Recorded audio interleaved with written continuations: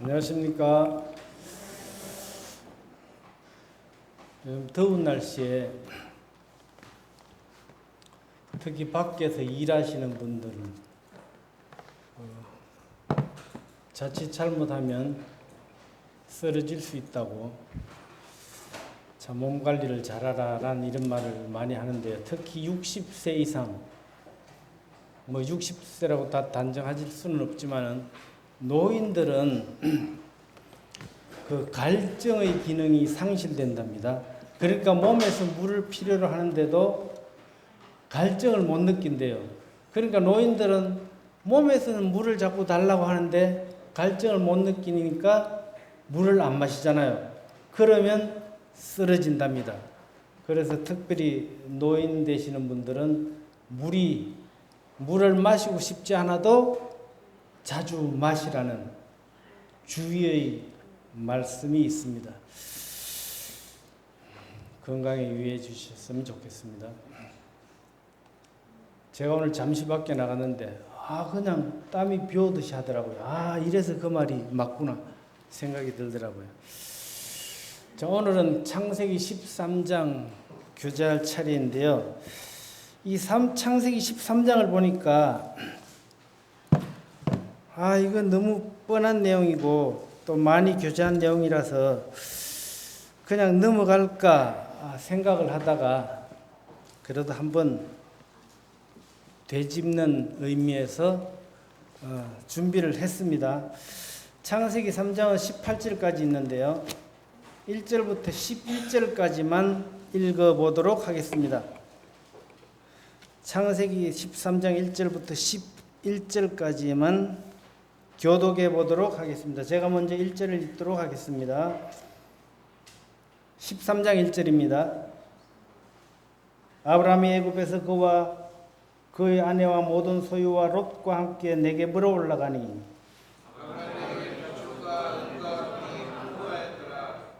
그가 네겝에서부터 길을 떠나 베델에 이르며 베델과 아이 사이 곧 전에 장막 쳤던 곳에 이르니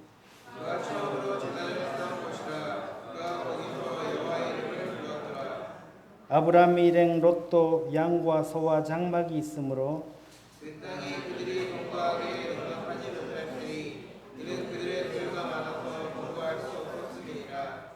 그러므로 아브라함의 가축의 목자와 롯의 가축의 목자가 서로 다투고 또 가나안 사람과 브리스 사람도 그 땅에 거주하였는지라.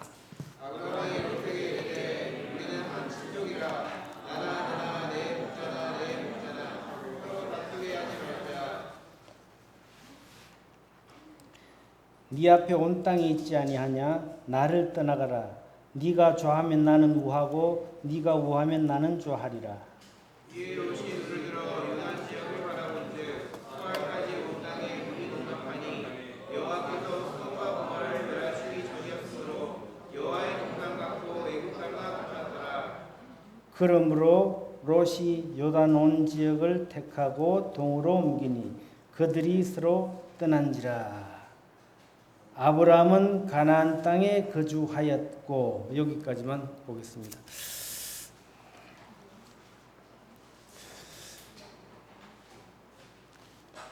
오늘은 창세기 13장을 읽었습니다만은 창세기 12장은 잘 아시죠? 창세기 12장 전반부에는 믿음의 아브라함에 대해서 소개하고 있습니다. 그러나 창세기 12장 후반부에는 또 믿음이 없는 아브라함의 모습을 보여주고 있습니다. 그래서 12장에서는 잘 아시는 대로 하나님이 아브라함에게 뭐라고 말씀하셨습니까? 너는 너의 고향과 친척과 아버지의 집을 떠나 내가 내게 지시할 땅으로 가라. 그렇게 말씀하셨을 때 참 어디로 가야 할지도 모르고 갈 바를 알지 못하고 나갔다 그랬거든요. 어디로 가라 하면 알 텐데 어느 쪽으로 갈지도 모르고 무작정 하나님의 말씀을 쫓아 따라 나섰습니다.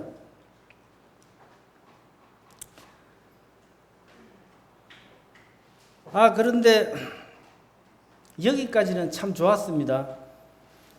그런데 아브라함이 가나안 땅에 들어와서 한 가지 어려움이 닥쳤습니다. 뭡니까? 기근. 하나님께서 약속하신 말씀만을 꼭 붙잡고 가나안 땅에 왔는데, 모든 걸 다 버리고 왔는데, 그런데 하나님이 약속하신 복은 온데간데 없고 기근 때문에 끌고 온 가축이 다 죽게 생겼습니다. 그래서 가축을 먹여 살려야 되잖아요. 아브라함은 지체 없이 가나안을 버리고 애굽으로 내려간 장면이 12장입니다. 애굽으로 내려갈 때 어땠습니까? 자기 아내가 너무 예쁘니까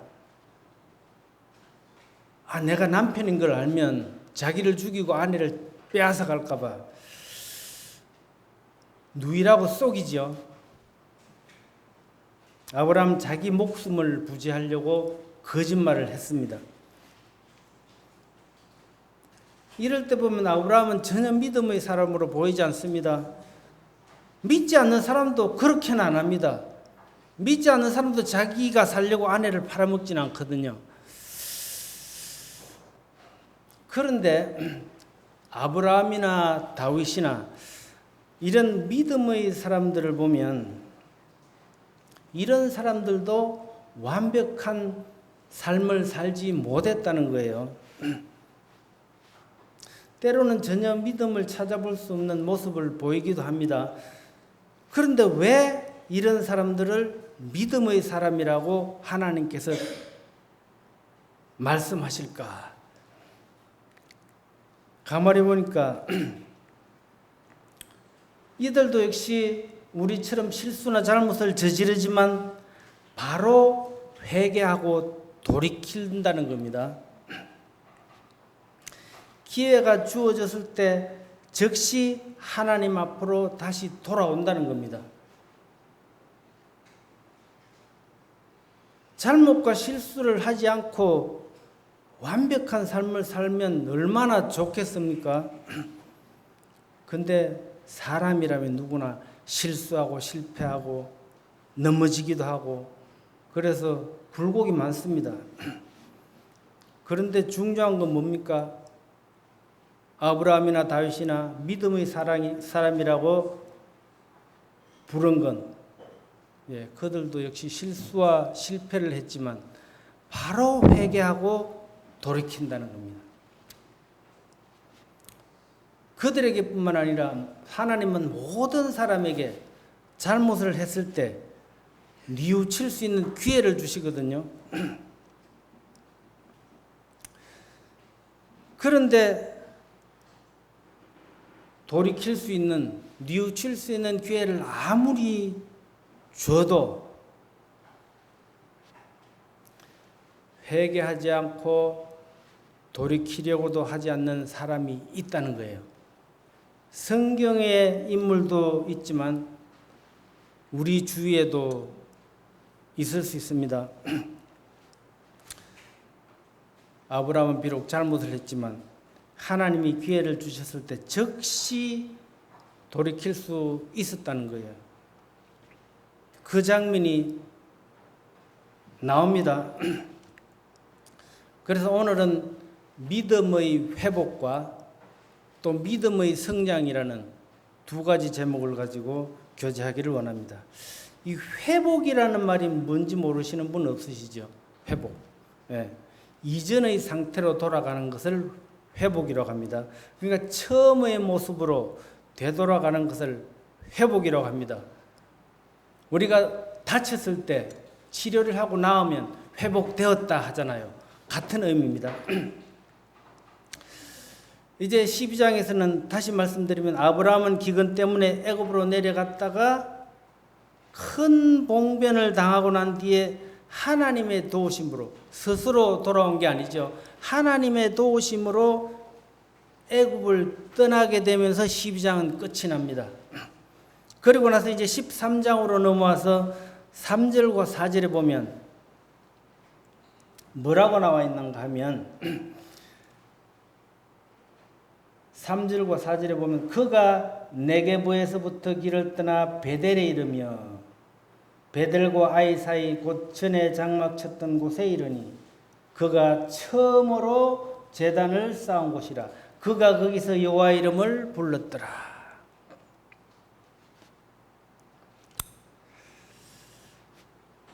그런데 아브라함이 가나안 땅에 돌아와서 처음으로 제단을 쌓은 곳은 여기선 베델로 와서 처음에 장막 쳤던 곳이라고 하거든요. 근데 아브라함은 가나안에 와서 처음 장막을 쳤던 곳은 베델이 아니라 어디입니까?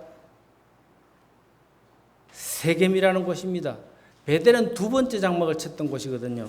그런데 왜 처음 장막 쳤던 곳에 이르렀다고 했을까요? 바로 이것이 아브라함의 회복의 증거다. 찾지는 않겠습니다만은 12장 7절에도 보면 12장 7절에 보시면 세겜에서 아브라함이 제단을 쌓았다는 장면이 나오거든요. 그런데 12장 8절에 보면 베델에서 또 제단을 쌓은 장면이 나옵니다. 그런데 세겜에서 단을 쌓은 것은 기념하기 위해서 단을 쌓은 거예요. 그런데 베델에서 단을 쌓기만 한 것이 아니라 여호와의 이름을 불렀다. 이 개역 개정에는 여호와의 이름을 불렀다라고 이렇게 나오지만 다른 번역 성경에 보면 여호와의 이름을 부르며 예배했다. 여호와의 이름을 부르며 예배드렸다. 그러니까 아브라함은 베델로 다시 돌아와서 하나님의 이름을 부르며 예배를 드렸다는 거예요. 예배했다는 것은 마음을 돌이키고 믿음이 회복되었다는 거거든요. 그렇지 않습니까? 마음이 회복되지 않는데 하나님께 감사 찬양하고 예배드리는 사람은 없습니다. 마음이 회복되어, 우리도 마찬가지잖아요. 회복이 되어야 감사합니다 하고, 그냥 회복이 되지 않고 하나님을 떠났는데 감사합니다, 찬양합니다 하고 하나님께 예배드리는 사람은 없습니다. 그래서 베델은 하나님의 집이라는 뜻도 있습니다. 아브라함의 마음이 지금 하나님을 향한 그 처음, 베델에서의 그 처음의 마음으로 믿음으로 다시 돌아왔다는 겁니다. 사실 우리의 믿음 생활도 정도의 차이는 있지만 아브라함과 비슷하지 않을까 생각을 해보게 되는데요.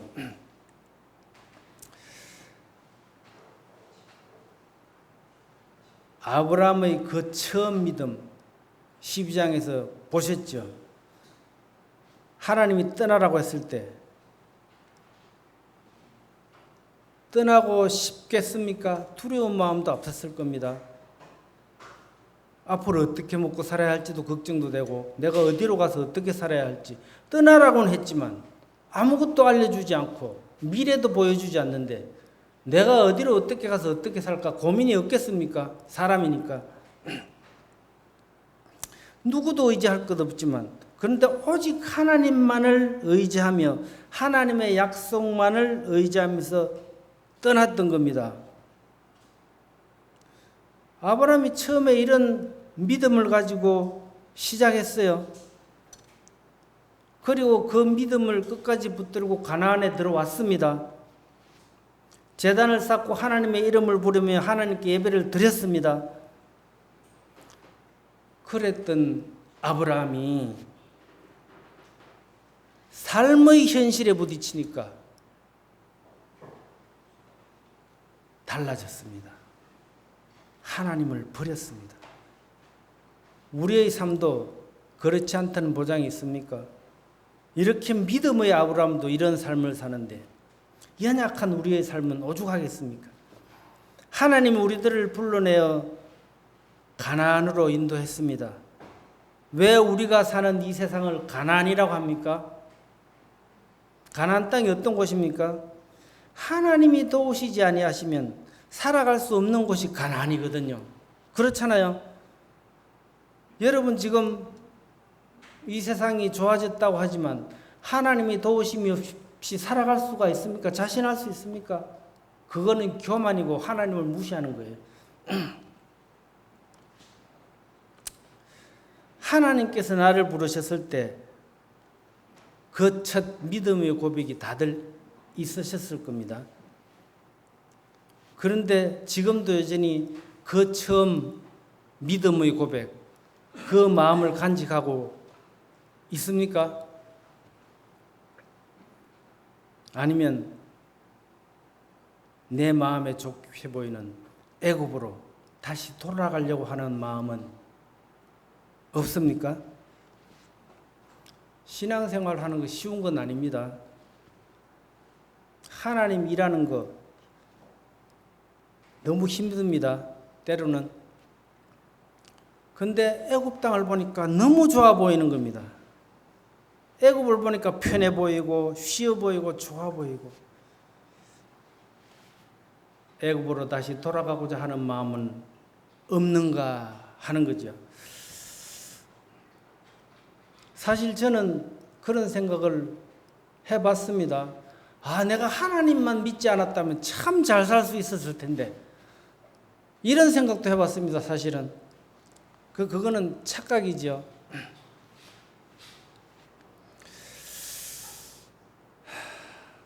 비록 내가 믿음 생활을 하면서 앞길이 보이지 않고 때로는 정말 길이 너무 좁아요. 길이 넓었으면 좋겠는데 내가 가는 길은 왜 이리 좁을까?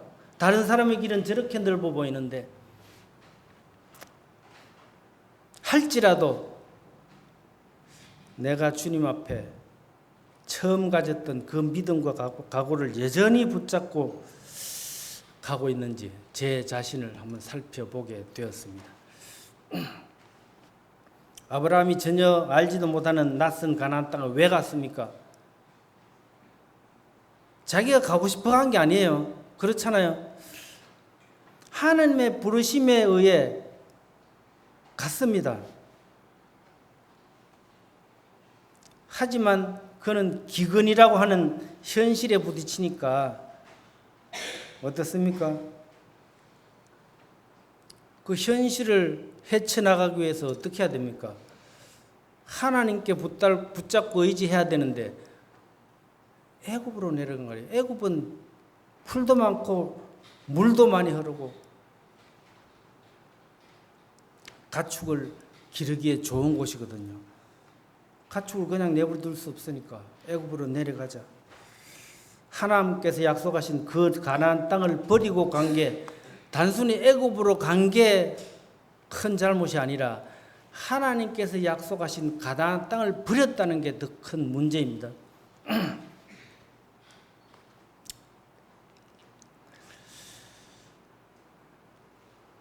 혹시 나도 하나님께서 약속하신 그 약속의 말씀을 잊어버리고 나만의 생각과 나만의 계획을 가지고 애굽으로 내려가려고 하진 않는가? 어려운 일을 당하고 고난을 당할 때 어떻게 해야 될까? 어디로 가야 할까?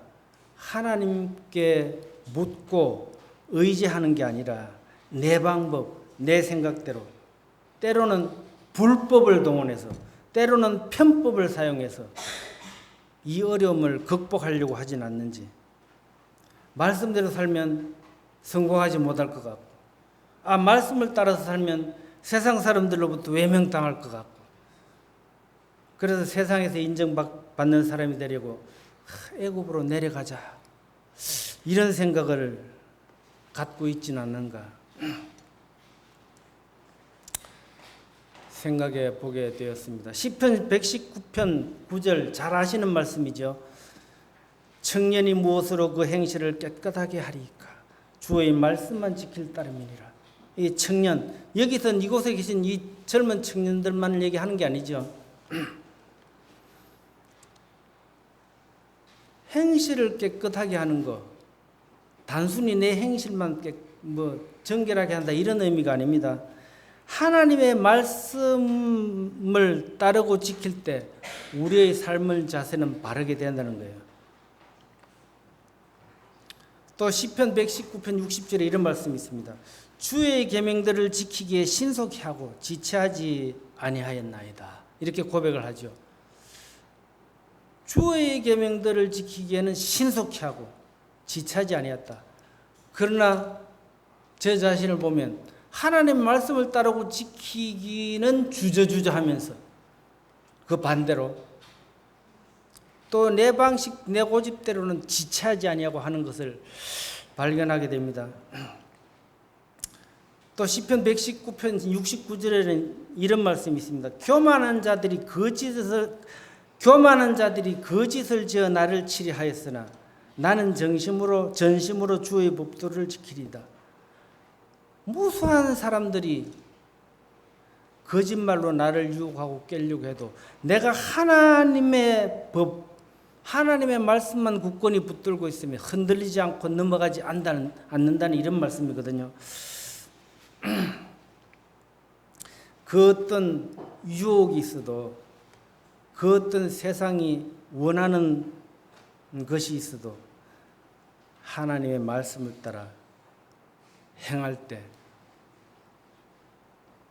당장은 힘이 들고 어렵지만 그것이 하나님께서 우리에게 약속하시는 그 약속이 이루는 길이다.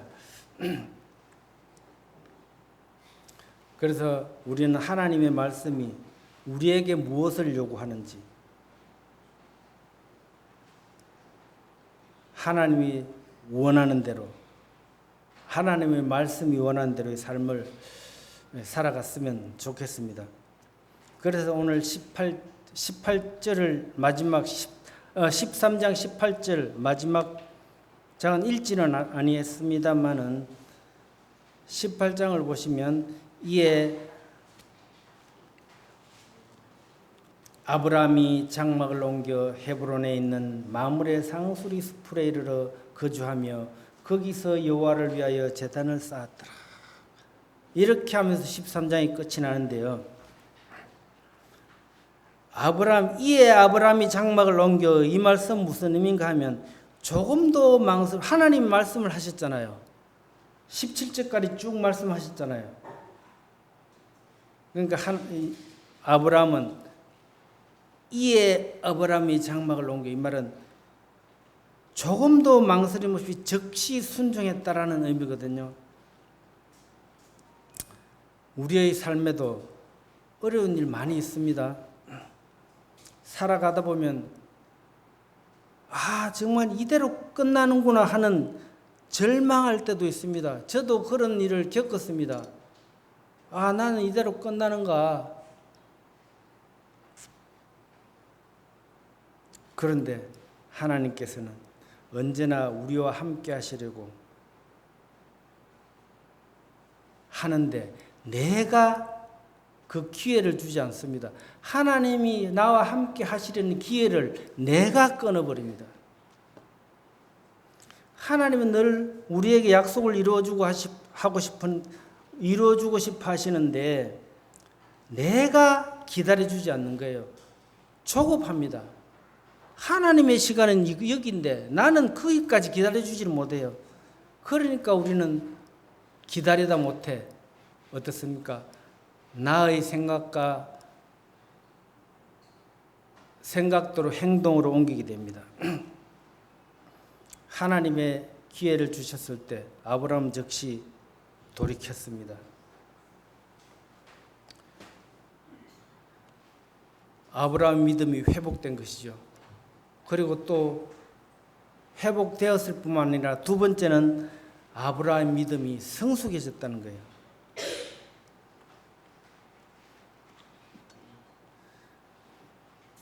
아브라함이 기근 때문에 애굽으로 내려갔다가 다시 큰 곤욕을 치르고 다시 돌아왔잖아요.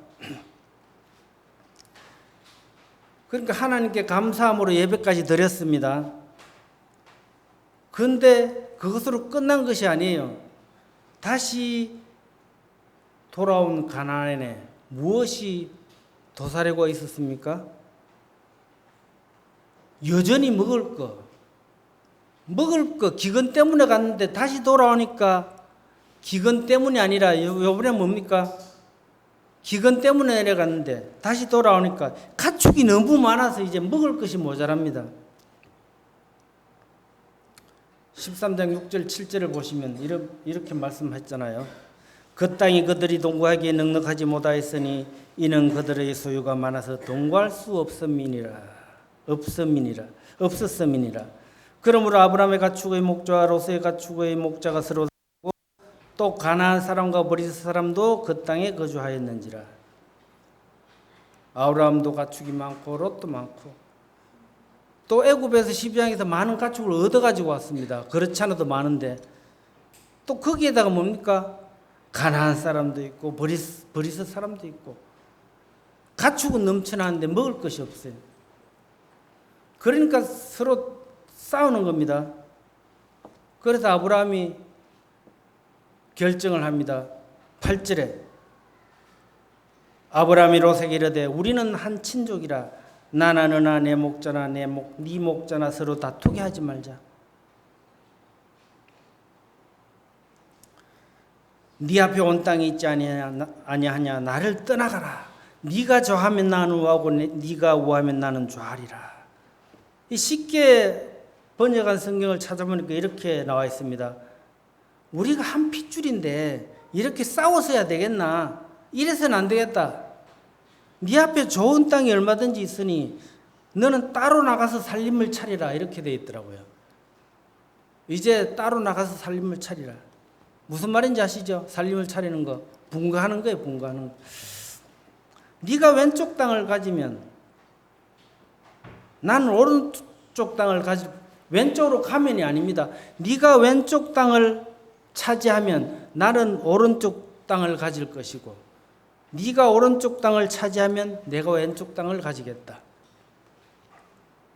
그런데 그 당시의 상황을 살펴보면 이렇습니다. 지금 아브라함의 가족들이 있는 곳은 베델이라는 곳이거든요. 그런데 베델에서 지금 남쪽을 바라보고 있습니다. 베델에서 남쪽을 바라보고 있을 때 왼쪽은 요단에서 서울까지 물이 많고 풀도 많고 아주 좋은 땅입니다. 그런데 오른쪽은 산악지대고 광야이고 물도 부족하고 풀도 별로 없는 곳입니다. 그러니까 롯에게 먼저 선택해서 차지하라고 했을 때 이것은 선택의 여지가 없는 상황입니다. 누가 보더라도 동쪽은 무지하게 좋은 땅이고 서쪽은 아주 형편없는 땅이거든요.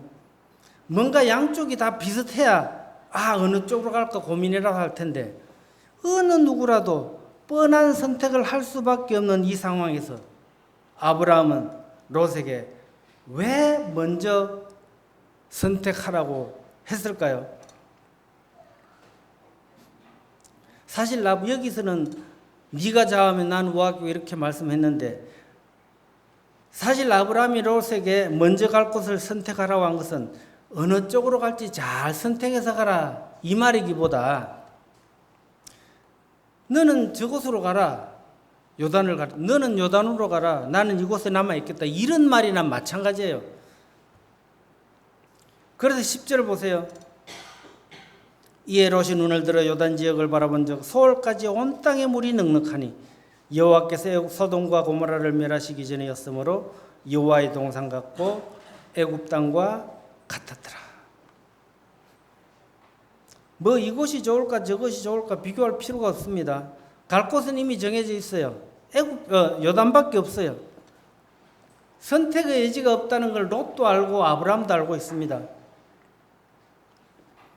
이 창세기 13장 이제 9절 이하의 말씀을 가지고 많은 교제를 하는데요. 우리는 아브라함과 롯을 생각할 때 아브라함은 영적인 사람이고 롯은 육적인 사람이다. 그래서 롯은 육적인 안목으로 눈에 보이는 대로 당장 좋은 것을 선택해서 요단으로 갔다. 이렇게 이제 참 우리가 영적인 삶을 살 것이냐 육적인 삶을 살 것이냐 육신적인 안목을 가지고 바라볼 것이냐 영적인 안목을 가지고 바라볼 것이냐 이런 교훈을 하기에 참 좋은 말씀이죠. 오래전에 어느 형제님이 이 말씀을 가지고 교제한 적이 있거든요. 어떻게 교제했는가 하면 롯은 영적으로 바라보지 못하고 육신적인 안목으로 바라보면서 당장 눈에 보이는 좋은 것을 선택해서 소돔과 고모라로 갔다. 그렇게 보는 것은 좀 거시기하다. 이렇게 말씀했거든요. 뭐 어느 것이 맞다 틀리다가 아니라 저도 그 말에 좀 공감을 합니다. 근데 오늘은 이제 롯에 대해서 얘기하고 하는 것이 아니기 때문에 우리는 죄악된 이 세상을 묘사할 때 뭐라고 합니까? 애굽과 같은 세상이다. 애굽을 죄악된 세상으로 묘사하지 않습니까? 소돔과 고모라와 같다. 그러잖아요. 근데 10절을 보면 다시 보시겠습니다. 이에 롯이 눈을 들어 요단 지역을 바라본즉 소알까지 온 땅의 물이 넉넉하니 여호와께서 소돔과 고모라를 멸하시기 전이었으므로 여호와의 동산 같고 애굽 땅과 같았더라. 여기에서는 부정적인 의미가 아니라 긍정적인 의미로 쓰여진 겁니다. 그래서 소돔과 고모라 땅이 그만큼 좋았다는 거죠. 하나님께서 멸망시키기 전이었기 때문에 좋았다는 것을 나타내기 위해서 애굽 땅과 같고 여호와의 동산 같기도 하고 이렇게 한 겁니다. 롯도 믿음의 사람이거든요. 의로운 롯이라고 했거든요. 작은아버지 아브라함이 자기 보고 떠나라고 합니다. 그래서 롯이 요단 지역으로 떠난 겁니다. 저는 육신의 정욕으로 떠났던 그걸 얘기하고자 하는 것이 아니라 롯이 요단 지역을 선택해서 떠났습니다. 아브라함이 롯의 입장이라도 마찬가지입니다. 롯이 가지 않았다면 아브라함이 갈 수 없는 상황이에요. 헤어져야 되니까. 어느 누가 롯의 입장이라도 그것을 선택할 수밖에 없습니다. 이것은 지극히 상식적이고 현실적인 정상적인 선택입니다. 만약에 롯은 육신적이고 아브라함 영적인 사람이다라고 한다면 롯이 육신적인 안목으로 좋아 보이는 땅을 요단 지역을 선택해서 갔다. 그러면 아브라함은 영적인 안목이 있었다면 롯을 그곳으로 보냈겠습니까? 야, 그곳에 가면 안 된다. 말리지 않았을까요? 그래서 여기서는 저는 육신적인 생각이다, 육신적인 안목이다, 영적인 안목이다 이렇게 보고 싶지는 않고요.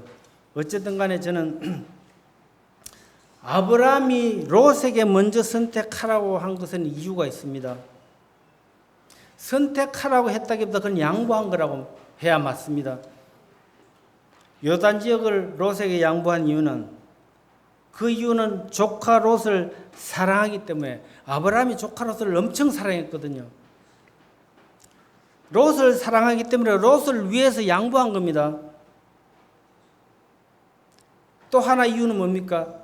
아브라함의 믿음이 그만큼 성숙되었다는 증거입니다. 아브라함 믿음이 그만큼 성숙했기 때문에 자기가 손해보더라도 남을 배려하는 또 양보할 줄 아는 사람이 됐던 거예요. 저희 삶도 돌아보면 그렇습니다.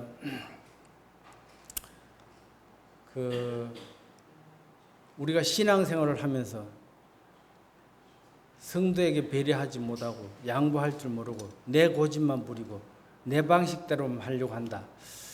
저도 그랬던 적이 많거든요. 그래서 나는 여전히 성숙한 자가 되지 못하는구나. 성숙한 자는 내 의견보다 상대의 의견을 존중해주고 내 생각보다 상대의 생각을 들어주고 또 내가 비록 손해보더라도 양보해주는 것, 그것이 성숙한 사람이구나. 하나님과의 관계만 따질 수 없는 거거든요. 성숙한 믿음은 성도와의 관계에서 나타납니다. 그래서 이제 당장은 아브라함이 좋은 땅을 롯에게 양보했기 때문에 아브라함은 당장 손해본 것 같습니다. 그러나 그러한 아브라함을 하나님이 그냥 버려두지 아니했습니다. 14절을 보시겠습니다. 롯이 아브라함을 떠난 후에 이렇게 말씀하죠. 롯이 떠난 후에 하나님이 아브라함을 찾아오셨습니다. 롯이 떠나기 전에 찾아오신 것이 아닙니다. 야, 롯이 떠나기 전에 아브라함은 롯을 좋은 땅으로 보내라. 내가 너 더 많은 것을 줄 테니까. 이렇게 해서 보낸 게 아닙니다. 아브라함 스스로 롯을 사랑했기 때문에 양보한 거예요. 그리고 나서 롯이 떠난 후에 하나님이 찾아오셔서 아브라함이 말씀하셨죠. 너는 눈을 들어 너 있는 곳에서 북쪽과 남쪽 그리고 동쪽과 서쪽을 바라보라. 이 뭡니까? 사방을 바라보라는 거죠. 15절에 보이는 땅을 내가 너와 네 자손에게 주리니 영원히 이르리라. 롯을 떠나보는 후에 가나안에 홀로 남아있는 아브라함의 심정 생각해 보셨습니까? 오직 친족이라고는 조카밖에 없어요. 자식도 하나 없고 친족이라고는 오직 조카 롯밖에 없는데, 그래서 롯과 서로 의논하고 상의하고 서로 힘이 되어 살아왔는데 이제 그 하나밖에 없는 조카 롯도 떠나보내고 홀로 남았습니다. 그때 하나님이 찾아오셨습니다. 고개를 푹 숙이고 힘이 빠져 있었습니다.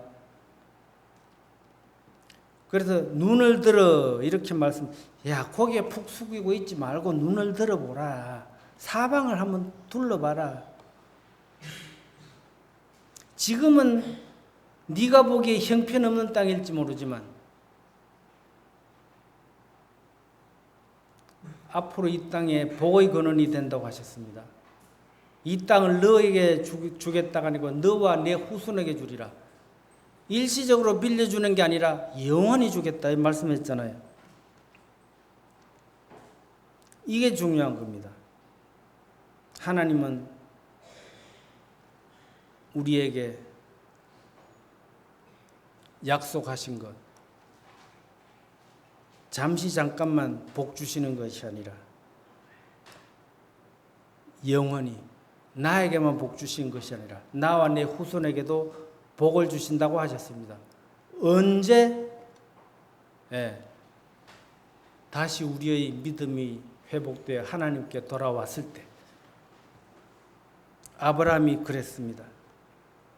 지금은 아무것도 없지만 장차 이 땅이 내 자손들로 가득 채워지게 될 것이다 이런 말이잖아요. 네 자손이 땅에 티끌같이 셀 수 없이 많이 만들어주겠다. 네가 이것을 믿느냐?